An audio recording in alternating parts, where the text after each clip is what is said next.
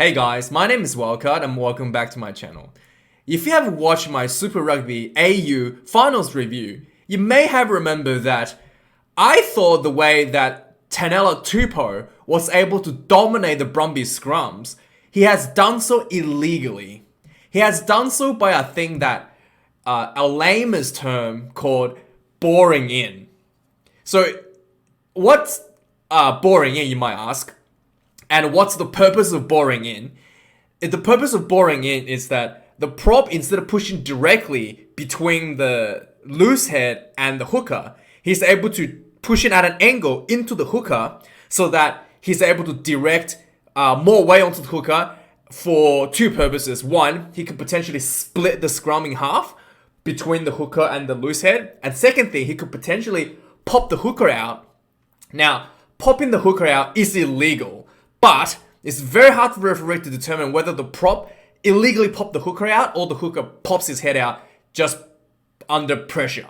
So generally, since it's illegal to bore in, if the prop hasn't been penalized for boring in, then whenever the hooker's head gets popped out, it's generally considered that the hooker has illegally popped his own head out to stop the scrum. And that's a penalty, full-on penalty against the attacking team.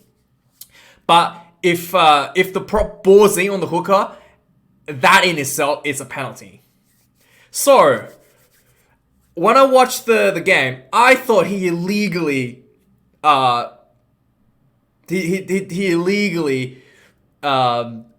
performed the boring in technique and thus had a huge advantage against the Brumbies scrums, and thus he was able to be so dominant and won so many penalties, like outrageous amount of penalties, tied head penalties against the Brumbies. So I thought I took this opportunity today to first have a look at the incident, and then we'll have a look at the actual law statement, and then let's break it down and try to understand how a scrum works, as I do understand that in rugby, the scrummaging is something that a lot of people don't understand, and maybe this can help you and maybe can help you or your family members understanding how a scrum actually is supposed to work and what the rules actually dictates on what happens in a scrum. So let's have a look at the incident in question here. This is the Super Rugby final. This is one of the many scrums that happened, and this is in the highlight package. So I claim this for fair use, Super Rugby. And I'm only going to use like 2 seconds anyway. So let's say the scrum sets up.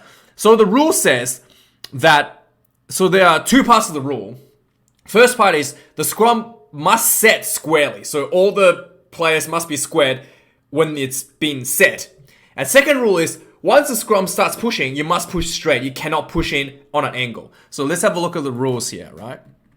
So the rules for scrummaging is number 19 in the World Rugby laws, actually laws, not rules, laws, on the World Rugby laws. So let's have a look. So when the scrum is set, right, the key here is that both sides must be set squared before the referee calls crouch.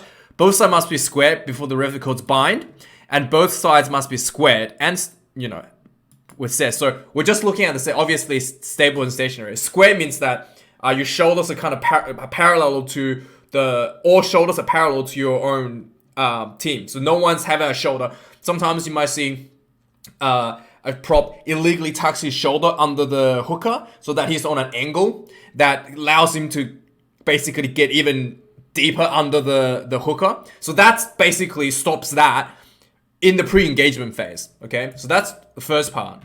Second part we want to look at is during the scrum.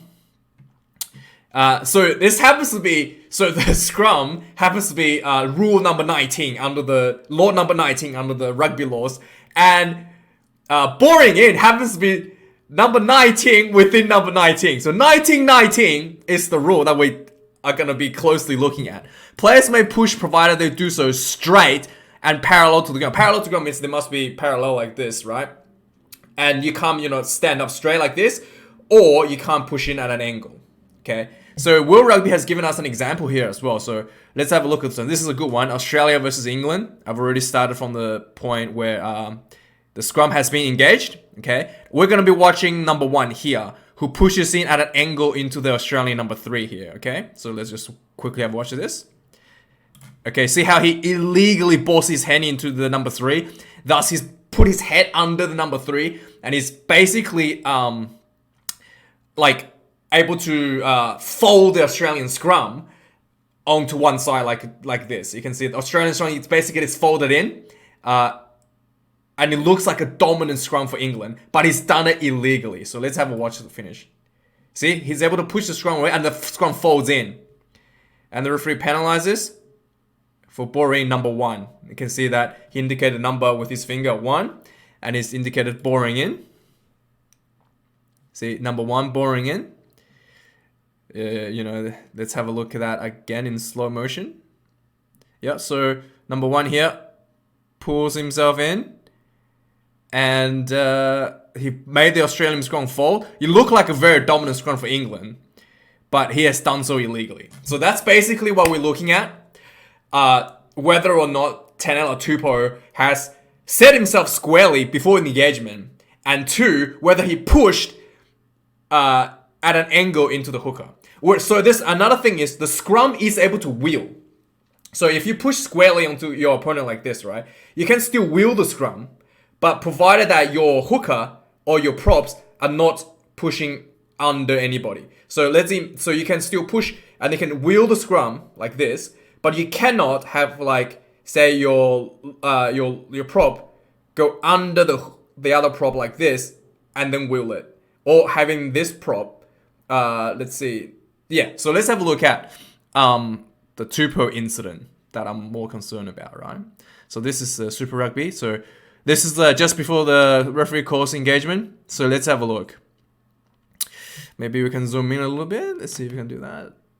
Oh, that doesn't make any difference. Okay, so the Brumbies side looks pretty squared, and we can see that this gap here, right? You can see Tupou is set at a bit of an angle. So if you look at this guy may be a little bit angle, and Tupou is set at a bit of an angle. Compared to the Brumbies side, you can see that he's definitely aiming into this area here, but it's not very obvious. It's a slight angle. He might be able to get away with that, right? So let's play on. Okay, now they're binding. Now you can see that these guys are pretty squared. Tupou is clearly at some kind of angle here. He's definitely working something here. You can see that all of these guys are pretty much similar position. Tupou is kind of twisted on a weird sort of way here. You can see. Okay, let's try it. Go a bit forward. Okay, now the scrum is set, and you can see that Tupou is. You can probably argue that's straight. Okay, now let's keep going. So it's borderline. We can borderline say that he's straight during the setting phase of the scrum, right? Let's see what happens when the scrum starts to push. And the ball comes in. Okay, you can see that he's at that's the ball goes in. You can see that is an angle, right? Now he's pinning the shoulder down on the loose head. That's a technique that tight head props can do. That's a very good technique from him.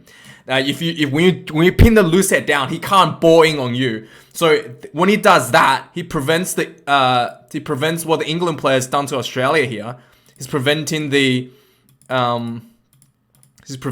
from happening. Basically, he's preventing the loose head from getting underneath him, like the England player did here against Australia. He's preventing this guy from getting underneath him by pinning his shoulder on top of the loose head. So the only way the loose head can go is go down, actually.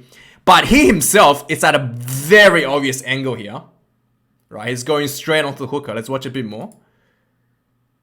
Steady scrum, and look, he's almost vertical to the line. That is a huge penalty there. That's boring. I will call that boring in. According to the rules, you're not allowed to push in on an angle. He's set in a tiny bit of an angle, arguably, and that is 100% going in at an angle there. That there's no doubt that is at an angle. That is boring in. And it's not a scrum wield. You might say, oh, what if the scrum wielding? You know the scrum is not wielding. Like, the scrum is not turning because the back rower is still parallel to this line. You see? See how, if the scrum is wielding, right? If the scrum's wielding, like if the scrum is just turning, then all of these guys behind him will be also at this angle. See how his hips are here?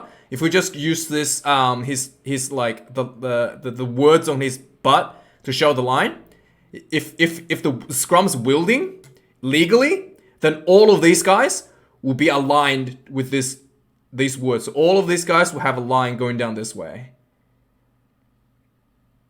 Whereas all of these guys, all the back rowers, are still going straight. And he's going up at an angle. That is a penalty. That is how the Reds are able to dominate scrum. Majority of the scrums against the Brumbies. So, that was actually the only scrum where Tupou was penalized for boring in. Now, let's have a look at another one. Now, this one is not exactly the overhead shot that I can find. But this one, you can still see that Tupou is going in at an angle. And the Reds did get a penalty in this one. Let's have a look. You can just... So Reds has already got the penalty here, right away. You can't really see it, but it can. That's Tupou right there, number 3. See? It's not extremely obvious, but he is, again, that's his right arm, that's his left arm, again. You can see he's going in at a hooker here. It's a little bit hard to see here, but you can tell by his arm position. So that's his right arm. And that's his left arm here. You can see his right arm is way out ahead in front of his left arm. And you can see this line here. As you can see, he's going in at an angle. Let's just go a bit forward. Now his head pops out. And you can see that the way the scrum end up, right? You can't really see exactly where, but you can see where the scrum end up. Everybody is kind of over here at this angle, and he's at a different angle from the rest of the team. You can see the forwards, the 2 top props are going this way, and he's at this angle here. You can see that there's a pretty obvious angle that he's standing as opposed to the other 2 front rowers. Okay. So that's basically what it's been doing the entire game. And there are many, many other footages throughout the game that you can see this very obvious boring in committed by Tupou and not being penalized by the referee. And yeah, I thought it's, I don't know. Did the Reds cheat to win the Super Rugby finals? Maybe. Did the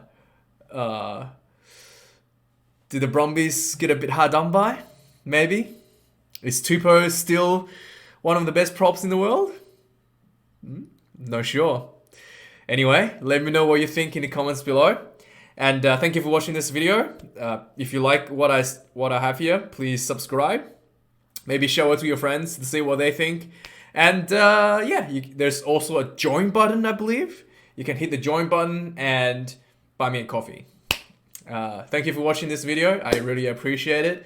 And I'll talk to you guys a little bit later this week. Cheers.